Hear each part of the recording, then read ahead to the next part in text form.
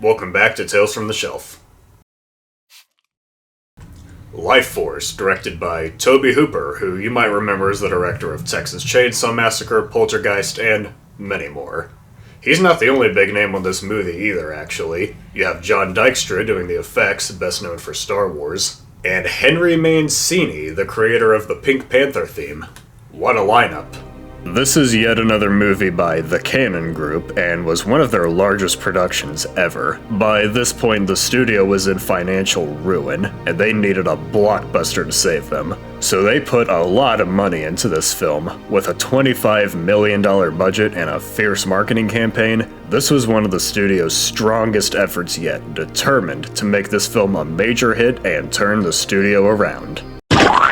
I suppose it makes sense. This film came out in 1985, which was a big year for movies, so when this movie released, I think it's easy to see why it didn't do so well. Reception has always been pretty mixed, but it's had a strong cult following since day one. The movie's adapted from a book called The Space Vampires, and it's not kidding. A group of astronauts investigate a strange alien spacecraft found in the tail of Halley's Comet, and find 3 humanoid beings encased in crystal boxes. They take the beings on board, and then a month later the ship lands back on Earth with the entire crew found dead. Soon, the alien queen wakes up and begins sucking the life force from her unsuspecting victims.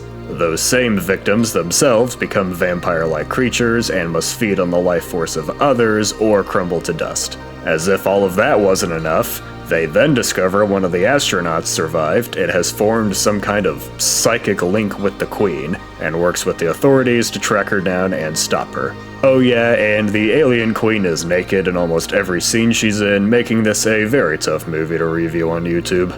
Yeah, this plot is pretty bizarre and crazy, and I've just barely scratched the surface of everything that goes on here. It's such a weird blending of genres, and it only gets stranger as it progresses. Some people, including Tobe Hooper, viewed Lifeforce as an unofficial remake of Quatermass in the Pit, part of a popular sci-fi series back in the 50s.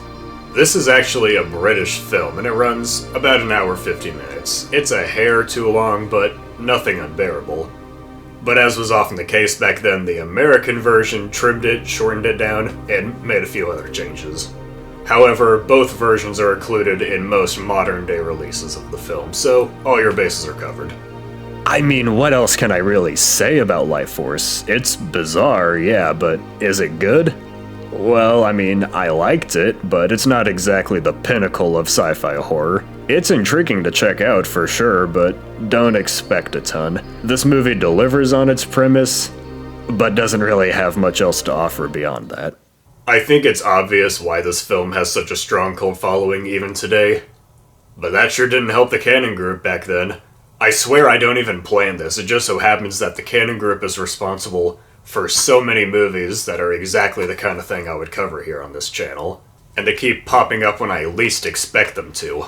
But bottom line, Lifeforce is an entertaining enough time, just don't expect the world from it, obviously.